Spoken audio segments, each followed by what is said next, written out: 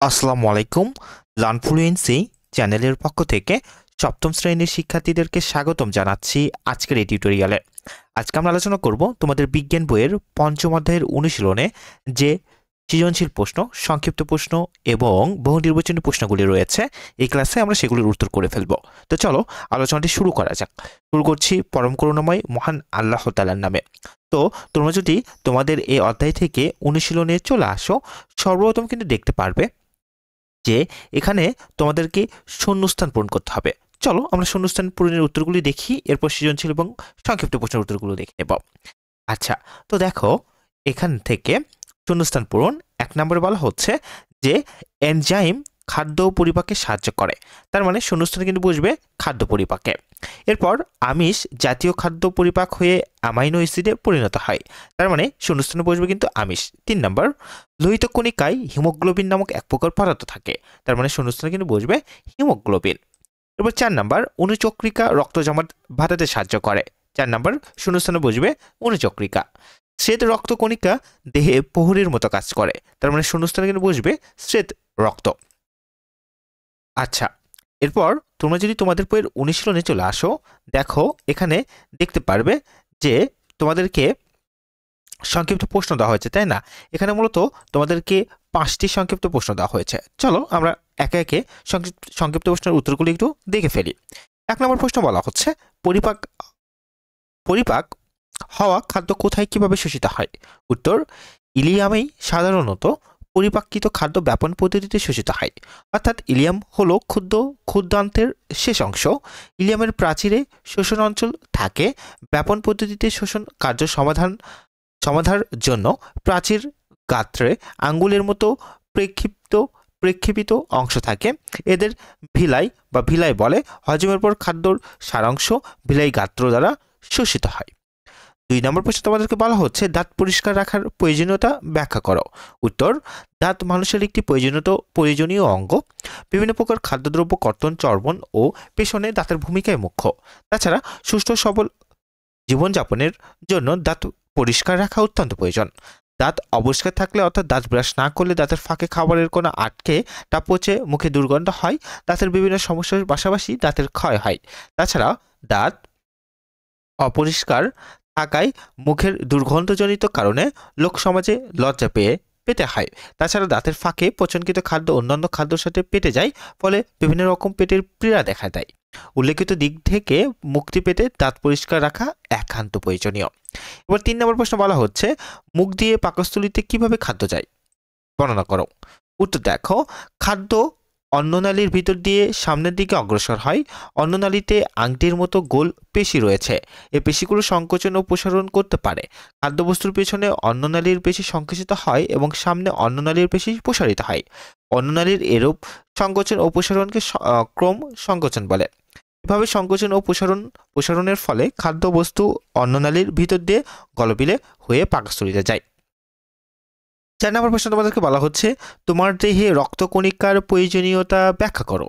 উত্তরটি দেখো আমার দেহে রক্তকণিকার প্রয়োজনীয়তা অপরিসীম। নিচেটা ব্যাখ্যা করা হলো। রক্তে ৩ ধরনের কণিকা রয়েছে, যথা ক লোহিত রক্তকণিকা, খ শ্বেত রক্তকণিকা, গ অনুচক্রিকা। লোহিত রক্তকণিকা অক্সিজেন পরিবহন এবং আংশিকভাবে কার্বন ডাই অক্সাইড পরিবহন করে। তো শ্বেত রক্তকণিকা এর কাজ দেখো, দেহে রোগ জীবাণু প্রবেশ করলে শ্বেত রক্তকণিকা সেগুলোকে ধ্বংস করে।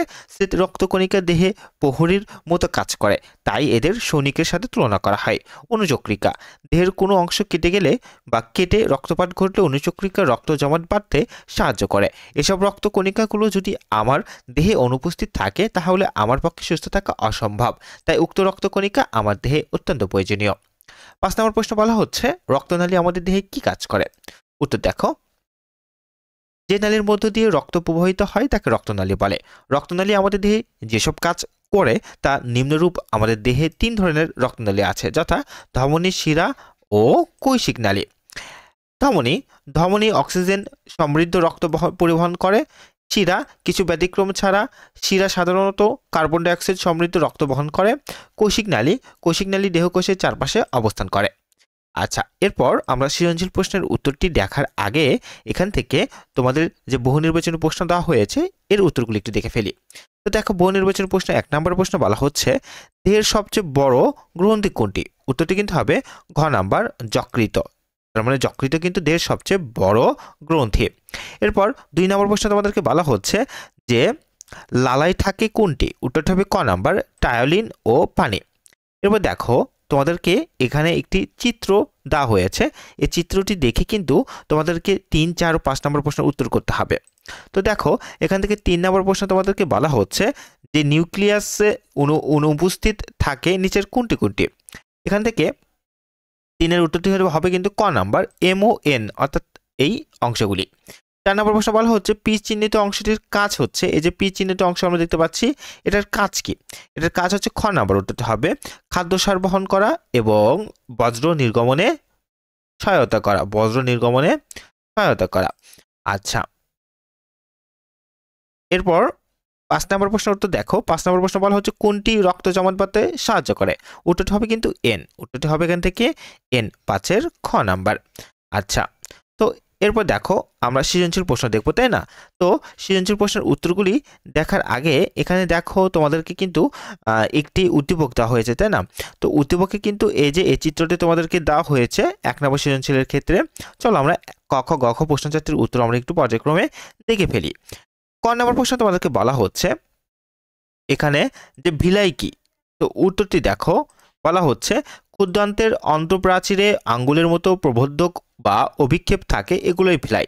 ক নাম্বার খাওয়ার পর দাঁত ব্রাশ করা উচিত কেন? ব্যাখ্যা করো। খাওয়ার পর দাঁত ব্রাশ করা উচিত কারণ খাওয়ার পর দাঁত ব্রাশ না করলে দাঁতের ফাঁকে খাদ্যকণা আটকে থাকে, আটকে থাকা খাদ্যকণা পচে মাড়িতে প্রদাহ সৃষ্টি করে, দাঁতের ক্ষয় প্রাপ্তিতে সহায়তা করে, মুখে দুর্গন্ধ সৃষ্টি করে। এবার 3 নম্বর প্রশ্ন বলা হচ্ছে যে ওয়াই চিহ্নিত অংশটির কার্যকারিতা ব্যাখ্যা করো, অর্থাৎ চিত্র আমরা যে ওয়াই অংশটি দেখতেছি সেটির কার্যকারিতা আমাদেরকে বলতে হবে। তো দেখো ওয়াই চিহ্নটি মূলত হচ্ছে পাকস্থলী, কিন্তু উদ্দীপকের চিত্রে ওয়াই চিহ্নিত অংশটি হলো পাকস্থলী, নিচে পাকস্থলীর কার্যকারিতা ব্যাখ্যা করা হলো।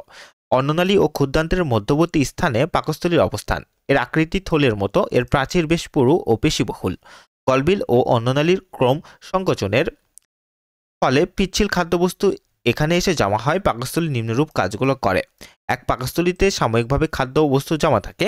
2 গ্যাস্ট্রিক গ্রন্থির হাইড্রোক্লোরিক অ্যাসিড দ্বারা খাদ্য জীবাণুমুক্ত হয়। 3 পাকস্থলী গৃহীত খাদ্যবস্তুর সাথে গ্যাস্ট্রিক রসের মিশ্রণ ঘটিয়ে খাদ্যকে কায়েমে পরিণত করে। 4 গ্যাস্ট্রিক রসের সাহায্যে কিছু খাদ্যের আংশিক পরিপাক সম্পূর্ণ হয়।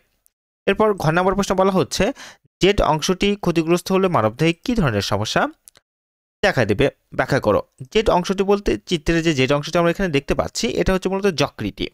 আচ্ছা, তো দেখো উত্তর, উদ্দীপকের চিত্রে নির্দেশিত জেড অংশটি হলো যকৃতি। এটি মানবদেহের সবচেয়ে বড় গ্রন্থি। যকৃতি মানবদেহে নানা কাজের জন্য গুরুত্বপূর্ণ, যেমন 1 পরিপাক, যকৃতি পিত্তরস ক্ষরণ করে, পিত্তের পিত্ত লবণ ফ্যাট জাতীয় খাদ্যের পরিপাক ও শোষণে সাহায্য করে। 2 নাম্বার শর্করা বিপাক, যকৃতে প্রোটিন ও ফ্যাট থেকে শর্করা উৎপন্ন হয়।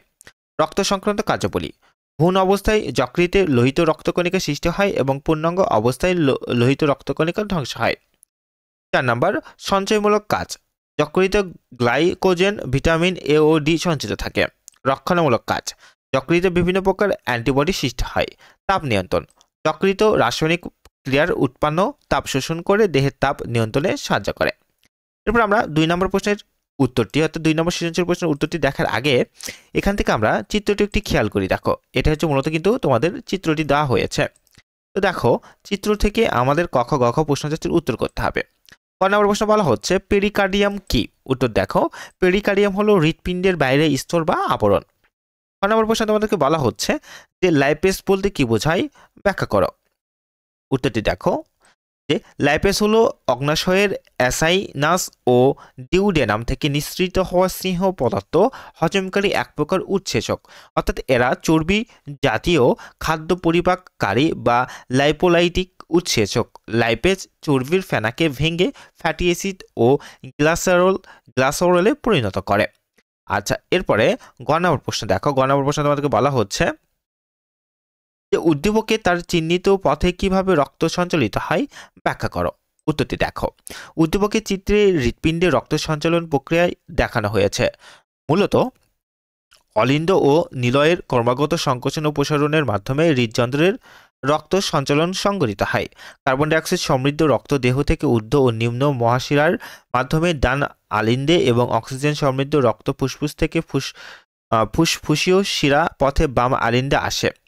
আলিন্দদ্বয় সংকুচিত হলে রক্ত ডান আলিন্দ থেকে ডান নিলয়ে এবং বাম আলিন্দ থেকে বাম নিলয়ে প্রবেশ করে। এরপর নিলয় দুটি সংকুচিত হলে রক্তের চাপে একদিকে বাইকাস্পিড ও কাস্পিড কপাটিকা দ্বারা বাম ও ডান আলিন্দ নিলয় ছিদ্রপথ বন্ধ হয়। অপরদিকে ফুসফুসীয় ধমনী ও মহাধমনীর মুখের অর্ধচন্দ্রকৃত কপাটিকা খুলে যায়, ফলে বাম নিলয়ের অক্সিজেন সমৃদ্ধ রক্ত মহাধমনীর মাধ্যমে সারা দেহে এবং ডান নিলয়ের কার্বন ডাইঅক্সাইড সমৃদ্ধ রক্ত ফুসফুসীয় ধমনীর মাধ্যমে ফুসফুসে যায়। এভাবে হৃদযন্ত্রের মাধ্যমে তীর চিহ্নিত পথে রক্ত সঞ্চালিত হয়। ঘ নম্বর প্রশ্ন তোমাদেরকে বলা হচ্ছে যে উদ্দীপকে অঙ্গটি সুস্থ রাখার জন্য আমাদের কেন সতর্কতা অবলম্বন করা উচিত তা যুক্তি সহ লেখো। তো উদ্দীপকের অঙ্গটি কি দেখো, হৃৎপিণ্ড হৃৎপেশি নামক এক বিশেষ ধরনের অনিচ্ছিক পেশি দ্বারা গঠিত। যখন হৃৎপিণ্ডের সংকোচন হয় তখন হৃৎপিণ্ড থেকে রক্তধমনী পথে বিভিন্ন অংশে সঞ্চালিত হয়। আবার হৃৎপিণ্ডে যখন প্রসারণ ঘটে তখন দেহের বিভিন্ন অঙ্গ থেকে রক্তশিরা পথে হৃৎপিণ্ডে ফিরে আসে। এভাবে হৃৎপিণ্ডের সংকোচন ও প্রসারণ দ্বারা রক্ত একবার হৃৎপিণ্ডে প্রবেশ করে, আবার হৃৎপিণ্ডে থেকে দেহের বিভিন্ন অঙ্গে রক্ত সঞ্চালন করে। আর এই রক্ত সঞ্চালনের মাধ্যমেই দেহে খাদ্যর সারা বস্তর পরিবহন ঘটে। 2 অক্সিজেন পরিবহন ঘটে। 3 কার্বন ডাইঅক্সাইড ও বজ্র পদার্থের নিষ্কাশন ঘটে। 4 হরমোন পরিবাহিত হয়। 5 দেহের তাপমাত্রা নিয়ন্ত্রিত হয়। 6 দেহে রোগ প্রতিরোধ ঘটে। যদি কোনো কারণে হৃৎপিণ্ড অসুস্থ হয়ে পড়ে তবে উপরের কার্যগুলো সহ দেহের আরও অনেক কার্যক্রম ব্যাহত হবে, যা দেহে নানাবিধ অসুস্থতা এমনকি মৃত্যু ডেকে আনতে পারে। তাই হৃৎপিণ্ডকে সুস্থ রাখার জন্য আমাদের সতর্কতা অবলম্বন করা জরুরি। তো এই ছিল তোমাদের জন্য আজকের এই আলোচনাটি। ভিডিওটি ভালো লেগে থাকলে লাইক দেবে এবং অবশ্যই লার্ন ফ্লুয়েন্সি চ্যানেলটিকে সাবস্ক্রাইব করবে। ভালো থেকো, সুস্থ থেকো। আসসালামু আলাইকুম।